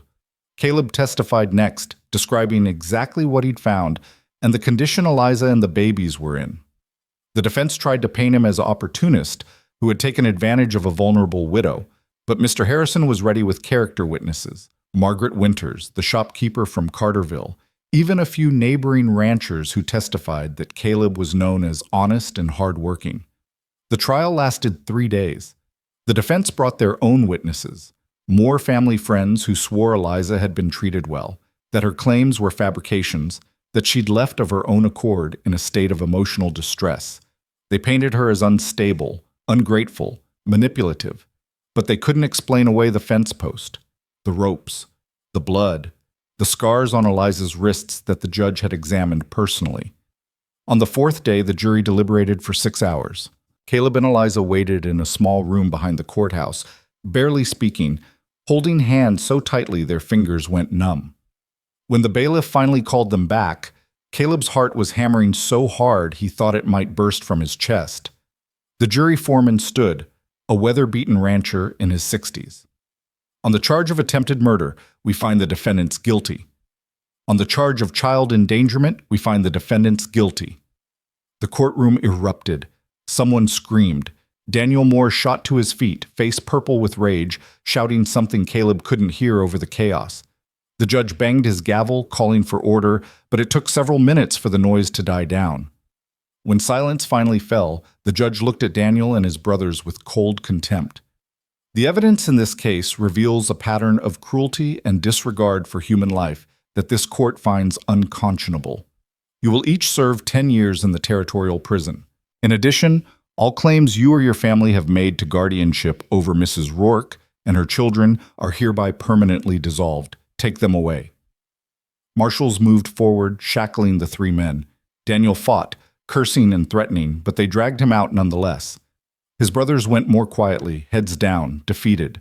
Eliza collapsed against Caleb, sobbing so hard her whole body shook. He held her, murmuring reassurances, barely able to process what had just happened. They'd won. Against all odds, against money and power and influence, they had won. Outside the courthouse, a small crowd had gathered. Some looked pleased, others angry. But Margaret Winters was there, beaming, and when she saw them, she rushed forward and embraced them both. "You did it," she said, laughing and crying at the same time. "You actually did it. We couldn't have done it without you," Eliza said. "Nonsense. You did this yourselves. All I did was open a few doors." "Mr." Harrison joined them, shaking Caleb's hand. "Congratulations, Mr. Rourke. Justice isn't always this clear-cut, but today it was. You should be proud. Thank you for everything. It was my pleasure. Now go home. Be with your family. You've earned it." The ride back to the cabin felt surreal. The world looked the same mountains, same trees, same rutted trail, but everything felt different. Lighter. Like a weight that had been pressing down on them for months had finally lifted. When they arrived, Margaret was waiting with Grace and Ruth, both babies squirming and fussing. The moment Eliza took them into her arms, they quieted, nuzzling against her. "They missed you," Margaret said. "I missed them too." Eliza kissed each tiny head. "We're safe now, babies. You're safe. No one can hurt us anymore."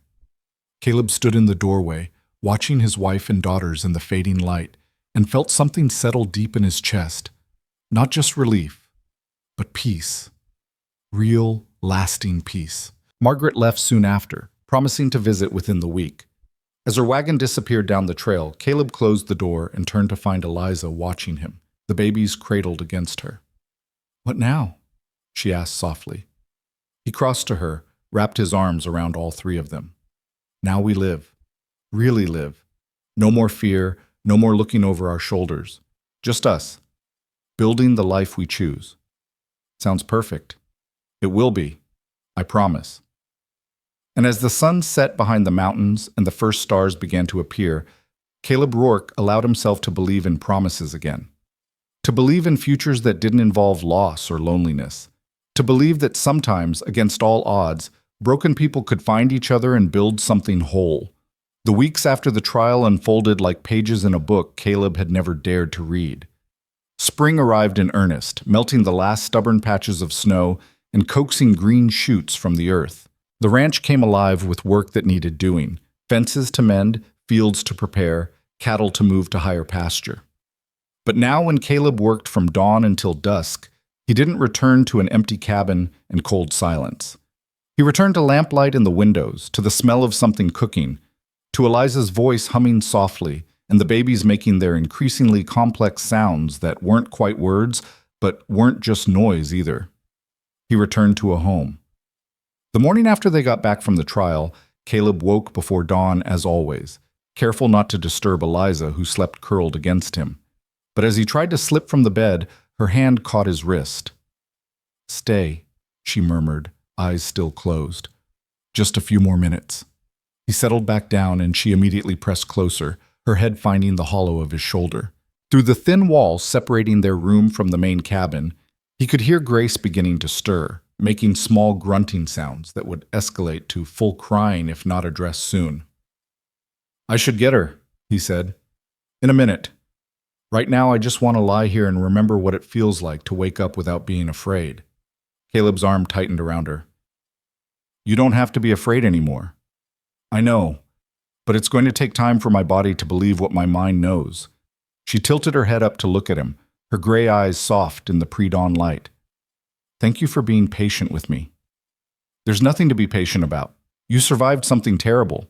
You're allowed to take all the time you need to heal from it." Grace's sounds escalated to genuine crying, quickly joined by Ruth's sympathetic wails. Eliza sighed and started to rise, but Caleb stopped her. "I'll get them. You rest. Caleb, you have work to do. So do you. And you did all the night feedings while I slept." He kissed her forehead. "Let me help." He pulled on his pants and went to the babies, scooping both of them up with the practiced ease he'd developed over the past weeks. They quieted immediately at his touch, their small faces scrunching up as they decided whether to continue protesting or accept this development. "Good morning, little ones," he said softly, carrying them to the window where dawn was just beginning to paint the sky pink and gold. "See that? That's the sun coming up over the mountains. Means it's a new day. A good day. A day where nobody's going to hurt you or your mama ever again." Ruth grabbed his finger and squeezed it with surprising strength. Grace just stared at him with those solemn dark eyes that seemed to see straight through to his soul. Behind him, he heard Eliza moving around, stoking the fire, putting coffee on to boil. The domestic sounds filled something in him he hadn't known was empty. This was what people meant when they talked about contentment, he realized.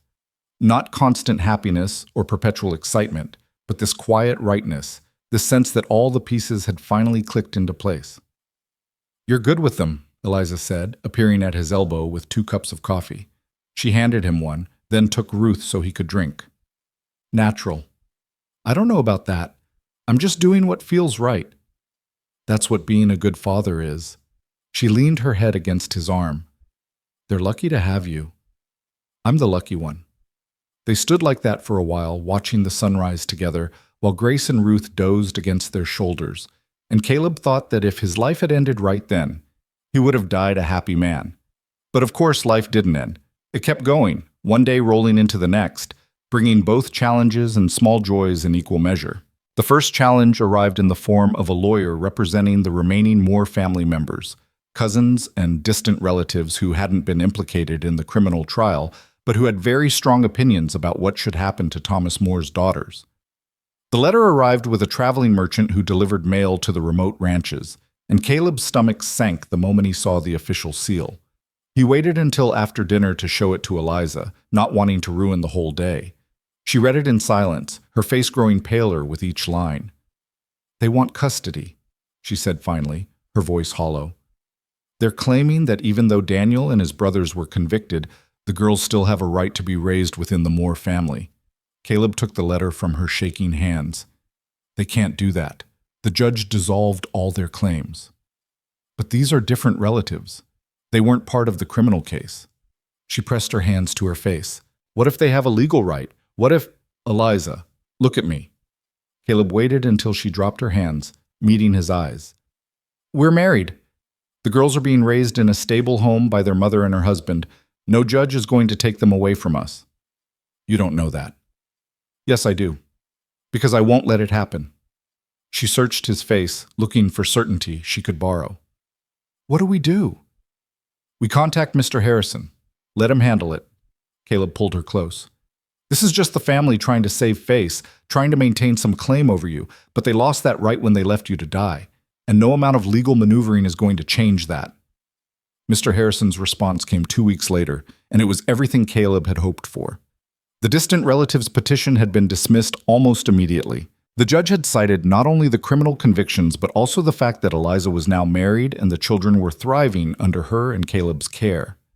Furthermore, the judge had issued a permanent injunction preventing any member of the Moore family from attempting to claim custody or visitation rights in the future. When Caleb read the letter aloud to Eliza, she cried for an hour straight, not from fear this time, but from relief so profound it had to escape somehow. It's really over, she kept saying.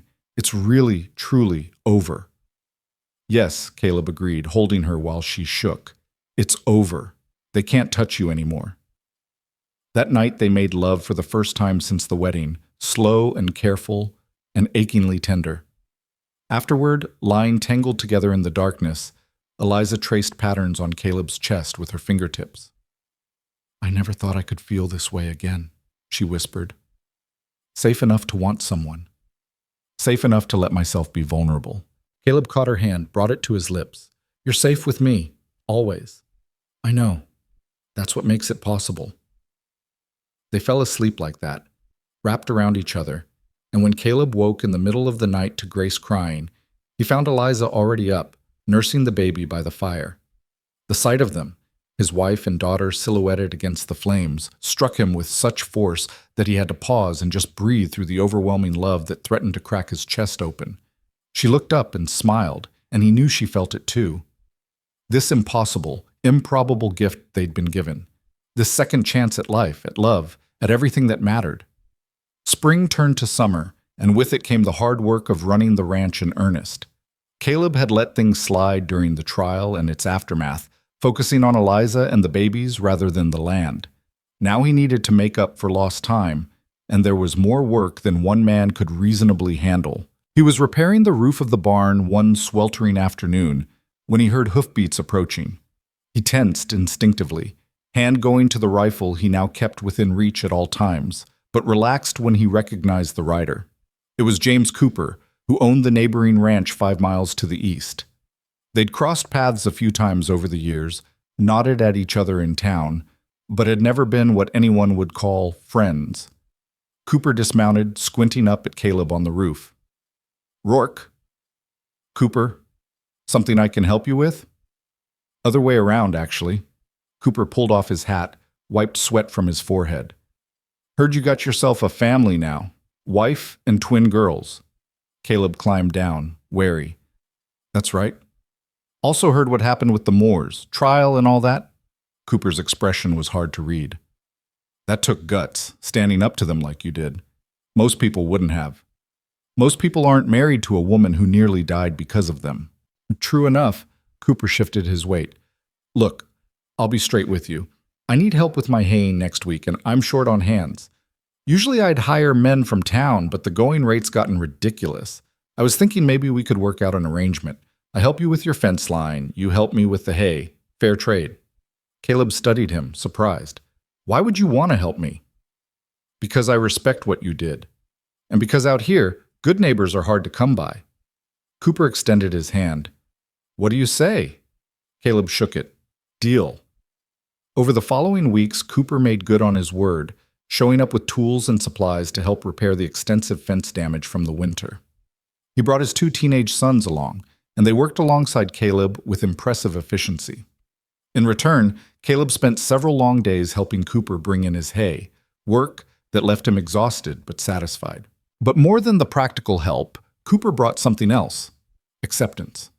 Word spread that James Cooper was working with Caleb Rourke, and slowly, carefully, other neighboring ranchers began to follow suit. They'd nod when they saw him in town now. Some even stopped to ask after Eliza and the babies, offering awkward but genuine congratulations on his marriage. The isolation that had defined Caleb's life for 15 years was beginning, slowly, to crack. Eliza noticed the change immediately. "You seem lighter," she said one evening as they sat on the porch watching the sunset, Grace and Ruth playing with wooden blocks Caleb had carved. "Happier?" "I am happy." "I know, but it's different now, like you're finally letting yourself believe this is real." He considered that. "Maybe I am. Cooper invited us to a barn dance next month. His daughter's getting married." Eliza's eyes widened. "Really? And you want to go?" "If you do. It might be good for you to meet some of the other women around here. Build some friendships." She looked down at her hands, a shadow crossing her face. "What if they judge me? What if they think—" "They won't." Caleb took her hand. "Cooper told his wife about what happened. She told the other women. They're on your side, Eliza. They want to meet you, to welcome you." "How do you know?" "Because Cooper said his wife has been asking when she can come visit, and Margaret mentioned that several women from the church auxiliary want to organize a quilting circle, and they'd like you to join." Tears welled in Eliza's eyes. "A quilting circle?" "Yes. Is that bad?" She laughed through the tears. "No, it's wonderful. I just never thought I'd have that again. Friends, community, a place where I belong." "You belong here, with me, with the girls, with these people who are learning what I already know, that you're strong and brave and deserve every good thing." She kissed him then, soft and sweet, and Grace made a disgusted sound that made them both laugh. The barn dance was everything Eliza had hoped for, and also terrifying in ways she hadn't anticipated. She spent an hour that morning trying on the 3 dresses she owned, discarding each one as either too worn or too plain. Finally, Caleb had taken her shoulders gently and said, "You could wear a flour sack and you'd still be the most beautiful woman there." "You're biased." "Absolutely. But I'm also right." She'd settled on the blue dress from the wedding, and Margaret had lent her a shawl embroidered with delicate flowers. Grace and Ruth wore matching outfits that Eliza had sewn herself, staying up late by lamplight to get them finished in time. When they arrived at Cooper's ranch, the barn was already full of people, ranchers and their families, townsfolk, even a few traveling merchants who'd timed their routes to attend. Music spilled from the open doors, fiddles and guitars playing a lively reel that made Eliza's feet want to move despite her nervousness. Cooper's wife, Martha, descended on them immediately. She was a stout, cheerful woman with kind eyes and a laugh that could probably be heard in the next county. "You must be Eliza." She embraced her warmly, then immediately reached for the babies. "Oh, and these must be Grace and Ruth. Aren't they just precious? James told me all about them. Come, come. There are people you need to meet." Before Eliza could protest, Martha had swept her away into a crowd of women who welcomed her with genuine warmth. They cooed over the babies, asked polite but not intrusive questions about her settling into ranch life, and included her in their conversation as if she'd always been part of their circle. Caleb watched from across the barn, relief and pride swelling in his chest. James Cooper appeared at his elbow, pressing a cup of cider into his hand. "Your wife seems to be fitting in well," Cooper observed. "She is. Thank you for this." "Don't thank me. Martha's been planning this assault for weeks." Cooper grinned.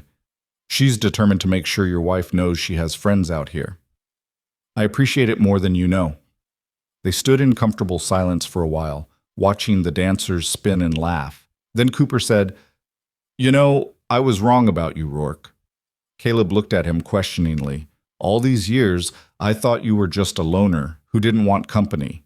Didn't realize you were just a man who'd been hurt and needed time to heal." Cooper raised his cup. "I'm glad you found your way back, and I'm glad you're our neighbor." Caleb clinked his cup against Cooper's, emotion clogging his throat. "Me too."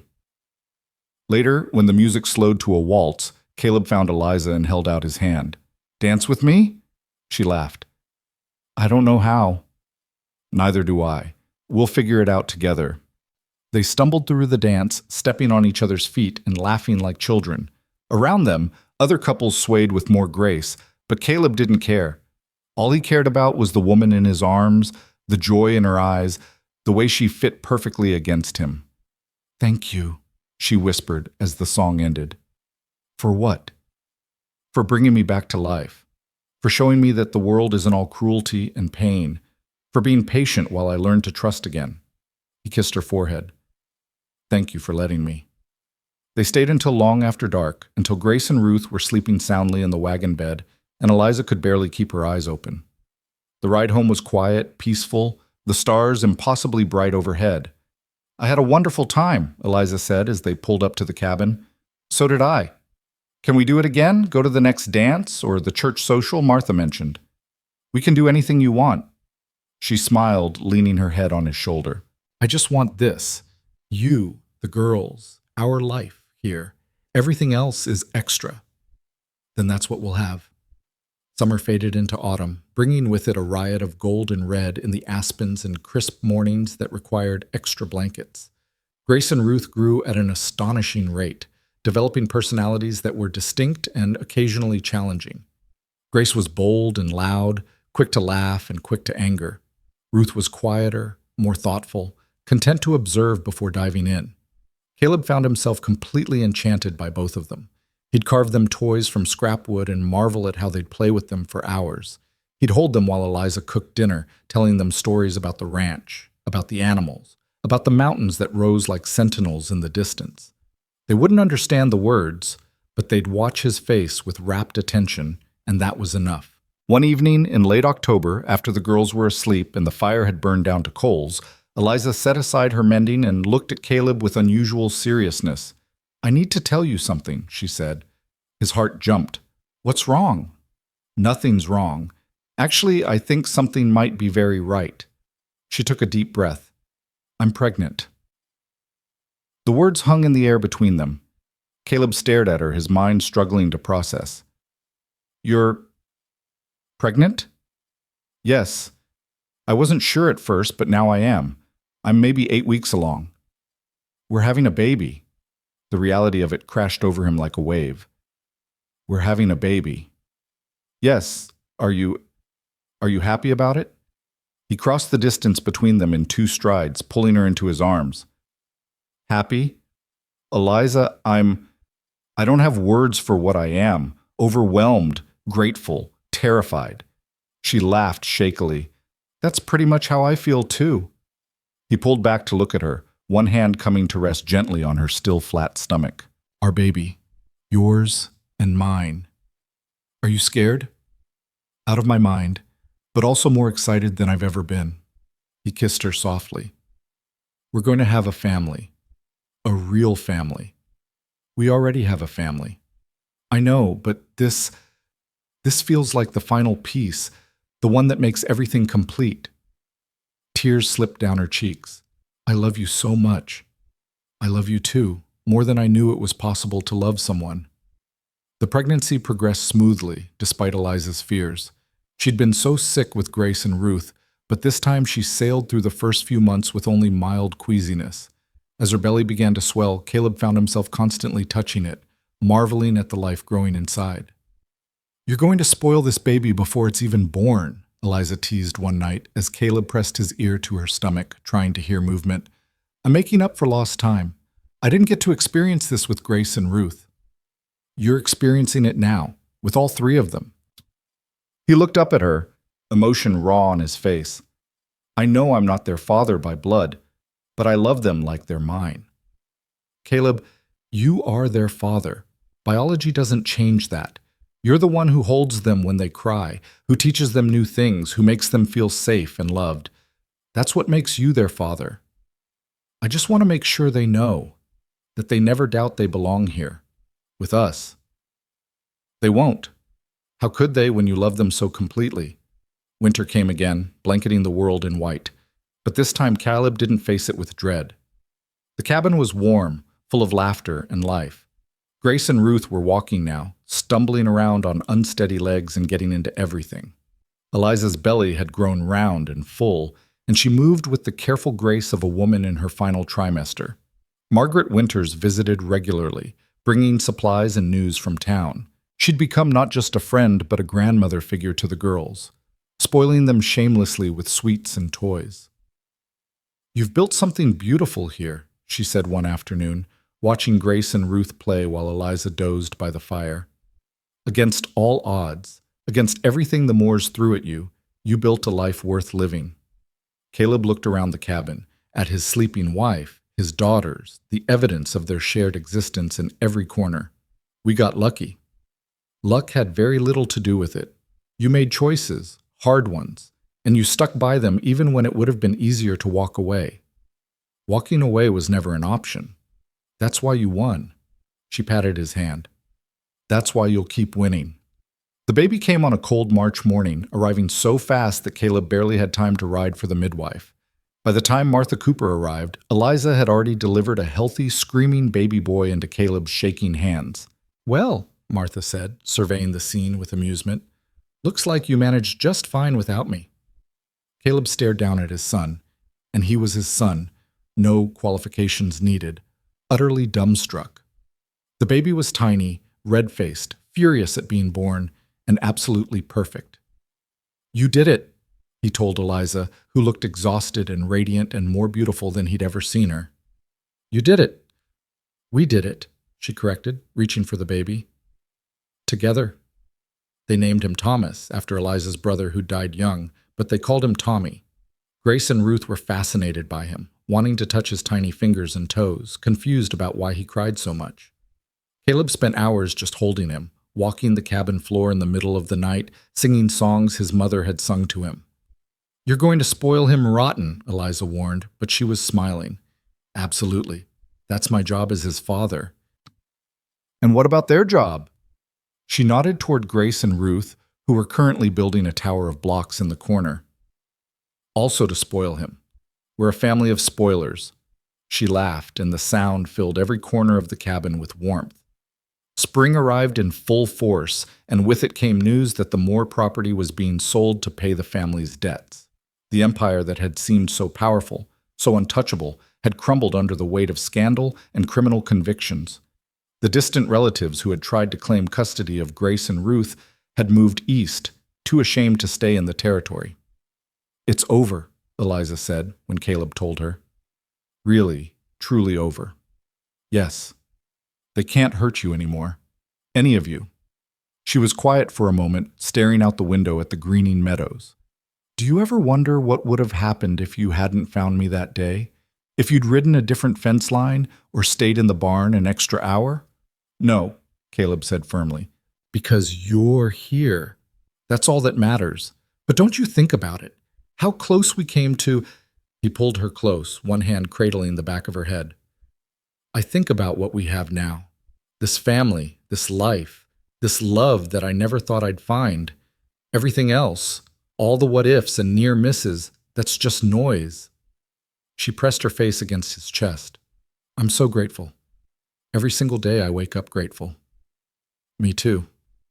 They stood like that while Tommy slept in his cradle and Grace and Ruth played outside under Martha's watchful eye, and Caleb thought about the long road that had brought them here, the loneliness, the pain, the loss, the miracle of that frozen morning when he'd heard crying on the wind. The choice to stop, to help, to open his heart to people who needed him as much as he needed them. He'd spent 15 years believing he was meant to be alone. That isolation was his lot, his punishment for surviving when his parents hadn't. But he'd been wrong. He hadn't been meant for loneliness. He'd been waiting for Eliza, for Grace and Ruth, for Tommy, waiting for the family he hadn't known he needed. "Caleb?" Eliza's voice pulled him from his thoughts. "Yes?" "I want to plant a garden, a big one, with vegetables and flowers, something beautiful that we can tend together." He smiled, kissing the top of her head. "Then that's what we'll do." And they did. Over the following weeks, they worked side by side, turning soil, planting seeds, building a fence to keep the wildlife out. Grace and Ruth helped by digging holes in random places and filling them with rocks. Tommy observed from a blanket in the shade, his dark eyes tracking everything with intense focus. The garden grew, and so did their life. Caleb added a room onto the cabin for the children, built a larger barn, expanded the herd. Eliza started teaching Grace and Ruth their letters, reading to them from the few books they owned. The church ladies' quilting circle became a regular fixture, with women gathering at the cabin twice a month to sew and gossip and share news. Years passed in a blur of seasons and small moments that added up to something extraordinary. Grace grew tall and fearless, always climbing trees and exploring caves despite her mother's warnings. Ruth became the reader, the thinker, content with books and puzzles. Tommy developed into a sturdy boy with his father's quiet strength and his mother's gentle heart. More children came. Another boy, then a girl, then twins again, because apparently that ran in Eliza's family. The cabin expanded to accommodate them all, sprawling and chaotic and filled with the constant noise of a large, happy household. On their 10th wedding anniversary, Caleb and Eliza stood on the porch watching the sunset while their children played in the yard. Grace was 15 now, practically grown, already catching the eye of Cooper's youngest son. Ruth was teaching the twins to read. Tommy was showing the younger boys how to whittle. "Can you believe it's been 10 years?" Eliza asked, her hand in his. "Some days it feels like yesterday. Others it feels like we've been together forever. Do you ever regret it? Taking us in, changing your whole life?" He looked at her, at the woman who had transformed his existence from mere survival into something rich and meaningful. Not for a single second. Not even when the children are driving you crazy? Especially not then. He pulled her close. "You gave me something I thought I'd lost forever. Hope, purpose. A reason to wake up every morning excited about what the day might bring. You gave me those things too. You gave me life itself." They kissed as the sun painted the sky in shades of gold and pink, and their children groaned dramatically at the display of affection, and somewhere in the distance a coyote called to its mate. This was the life Caleb Rourke had built from the ashes of loneliness and loss. A life filled with love and laughter, with challenges overcome and joys celebrated. A life that had started with a frozen cry on the wind and a choice to stop, to listen, to care. He'd spent 15 years alone, believing that was his fate. But fate, he'd learned, was just another word for the choices you made when everything hung in the balance. And he'd chosen love. He'd chosen family. He'd chosen to believe that even the most broken people could find healing in the most unexpected places. As darkness fell and they herded the children inside for dinner, Caleb paused in the doorway, looking back at the land he'd once seen as a prison. The mountains rose dark against the starlit sky, eternal and unchanging. But everything else had changed. Everything that mattered. "Papa, are you coming?" Tommy called from inside. "Yes," Caleb said, smiling. "I'm coming." And he stepped inside, closing the door behind him, shutting out the darkness and the cold and the memory of who he used to be. Because that man was gone. In his place stood a husband, a father, a man who had learned that the greatest courage wasn't in facing danger or standing up to powerful enemies. It was in opening your heart to love when everything in your past said you shouldn't. It was in choosing hope when despair would have been easier. It was in believing that tomorrow could be better than yesterday, even when all the evidence suggested otherwise. Caleb Rourke had made those choices, and they had saved him just as surely as he had saved Eliza on that frozen morning so many years ago. The cabin door closed with a soft click, and inside the laughter and warmth continued late into the night, a beacon of light in the Wyoming darkness. A testament to the family that shouldn't have existed, but did. A testament to love that refused to be defeated. A testament to the simple truth that sometimes, when you least expect it, a frozen cry on the wind can change everything. And if you're brave enough to answer it, you might just find exactly what you've been searching for all along.